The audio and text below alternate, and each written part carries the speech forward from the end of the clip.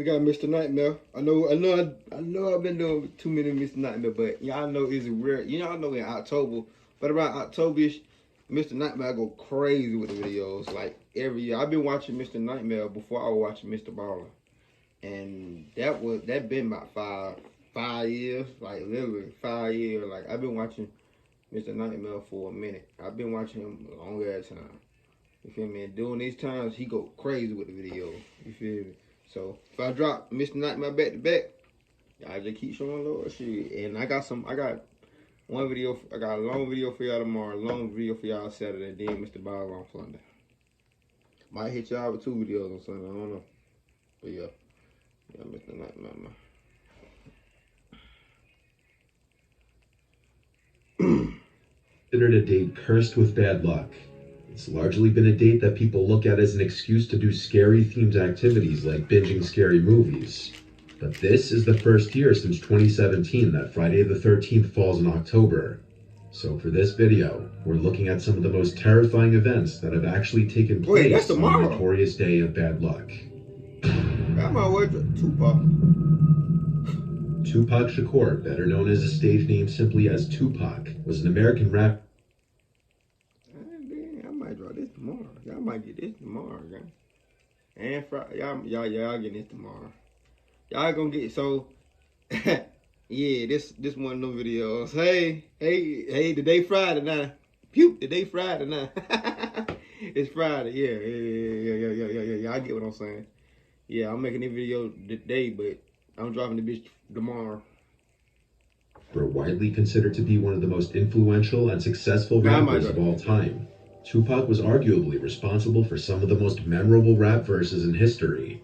And while much of his notoriety came about after his shocking death in the mid-1990s, he's still remembered and talked about today. On the night of September 7th, 1996, Tupac was in Las Vegas celebrating his business partner's birthday. One night while there, he attended the Bruce Seldon vs. Mike Tyson boxing match with Suge Knight at the MGM Grand. Later that night at about 11:15 p.m., while at a stoplight, a white four-door Cadillac sedan pulled up to the passenger side of Tupac's vehicle, and an occupant rapidly fired into the car. He was hit 4 times, once in the arm, once in the thigh, and twice in the chest, with 1 bullet entering his right lung. Tupac succumbed to his injuries 6 days later on September 13th, which was a Friday. The case remained unresolved, with people suspecting his friend Suge Knight and even rapper Biggie Smalls of the murder. But recently, on September 29th, 2023, 60-year-old Dwayne Keith Davis was charged in the killing of Tupac. Dwayne is not accused of being the one to pull the trigger that night. No, he shouldn't even spoke on it. You feel me? I've been following the case. I don't think I mentioned in the video. It should be videos I did, but Las Vegas. He don't. But he is, however, being accused of having been the one to call the hit on Tupac. The trial is still currently in progress. Very good. A lot of people refuse to fly on Friday the 13th.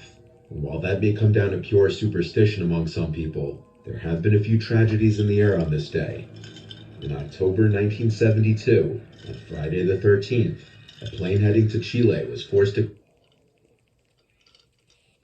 Welcome to Bigo, where connections come alive. Bigo. Anytime, anywhere.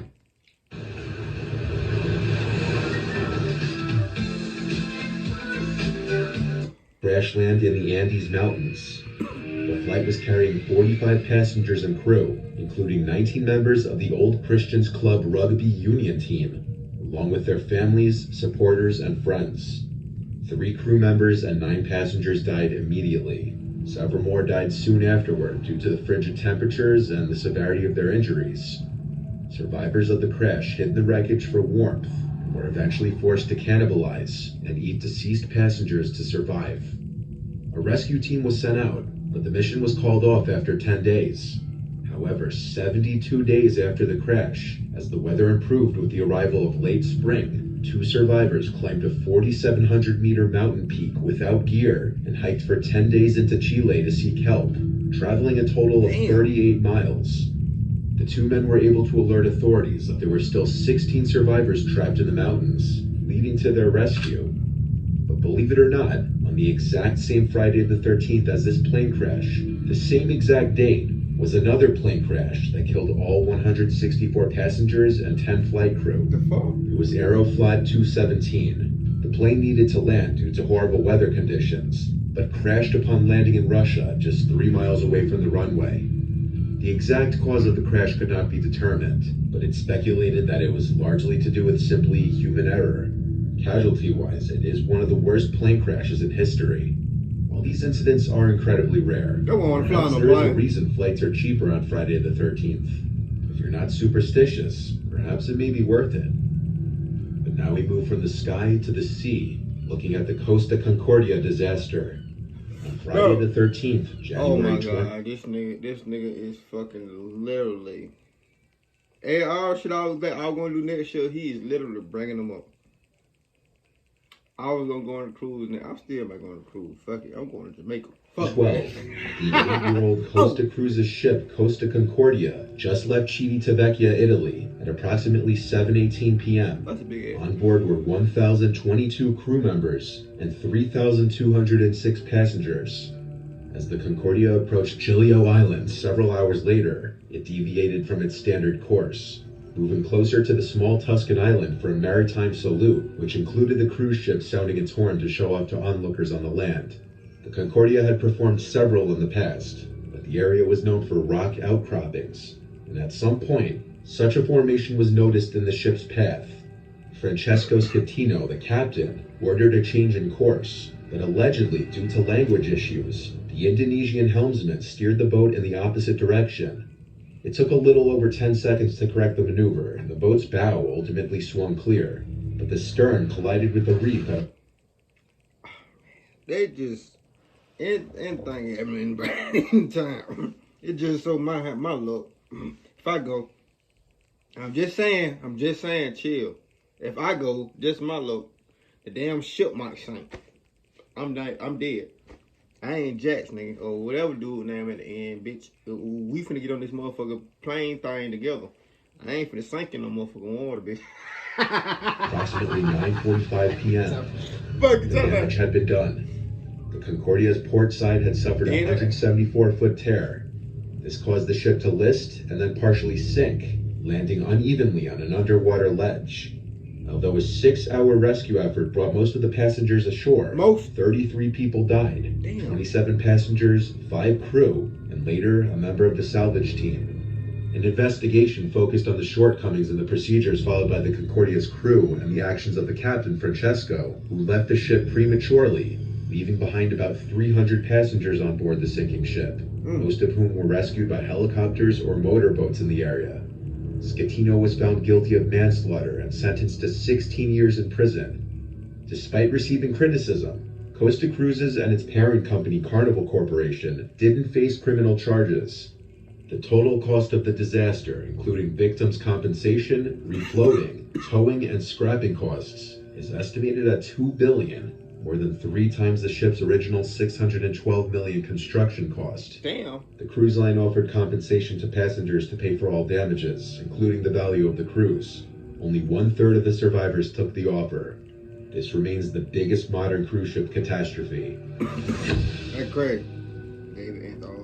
David Anthony McGreevy was born in Southport, England in 1951 to Bella and Thomas McGreevy. David was the second oldest of 6 children. Since David's father was a sergeant in the British Army, a lot of his childhood was spent moving from one army base to another. This could mean that one year he was being educated in an army school.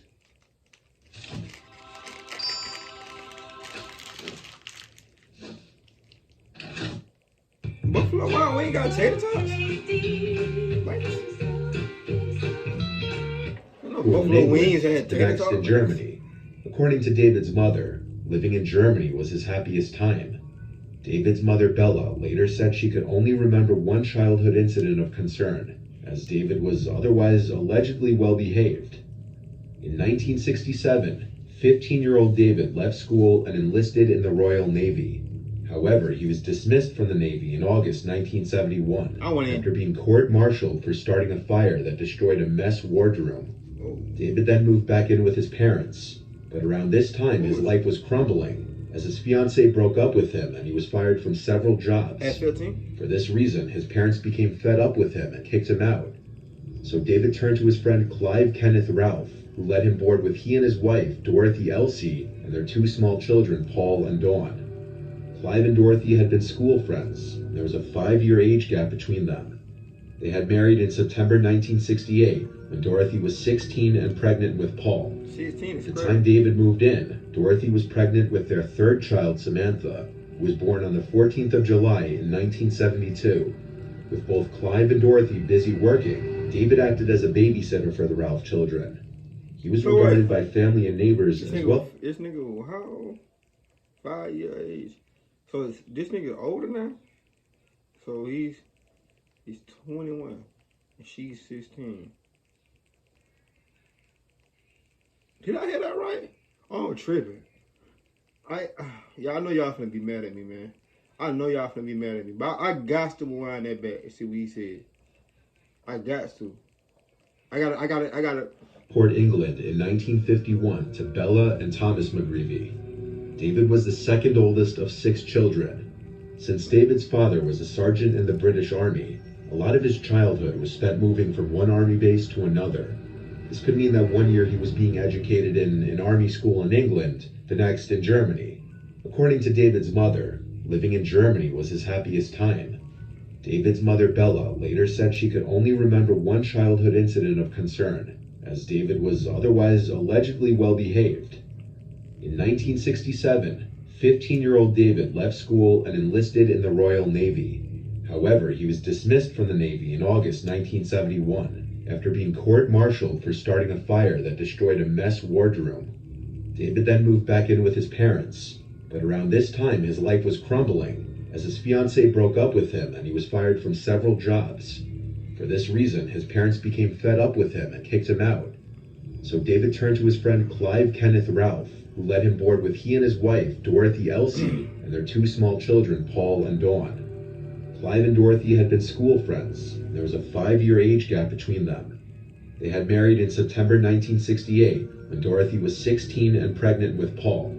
At the time David moved in, Dorothy was pregnant with their third child, Samantha, who was born on the 14th of July in 1972.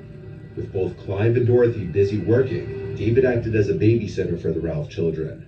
He was regarded by family and neighbors, as well as the Ralphs, as a person who loved children. So what would soon happen was nothing short of unexpected and horrific. On Friday the 13th, in April 1973, Elsie was picked up from work by Clive, who had left home late with the children all asleep. When the couple arrived at their home, the police were already there, and they escorted them to the police station, where they were told of the horrible truth that their children had been murdered. So what happened?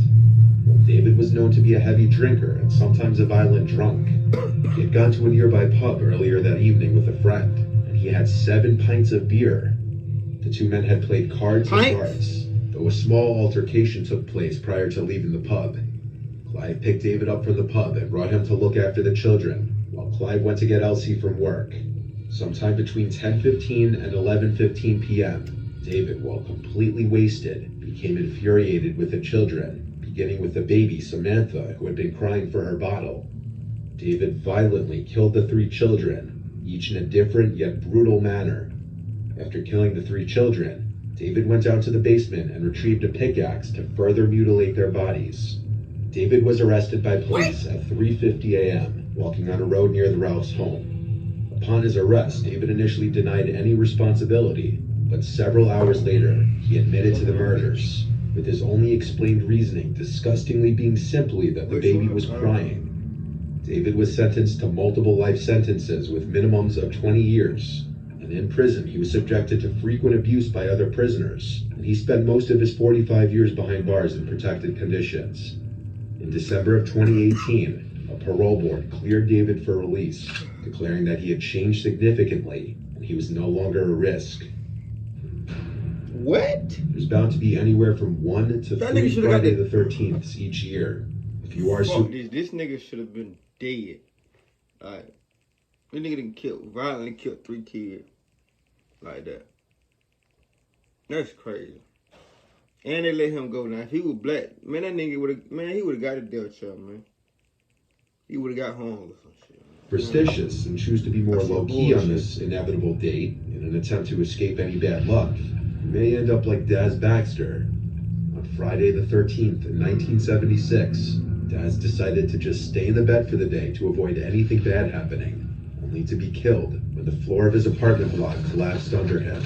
Oh, shit. There's countless other stories and examples of misfortune and downright tragedy that's happened on Friday the 13th. But this could be said for literally every other date on the calendar. At the end of the day, maybe it's just another day. He did his thing on that one. And he, Mr. Nightmare most definitely shot me on the Tupac one. You feel me? I forgot. You know, so Tupac died on February the 13th, which I wasn't even born in.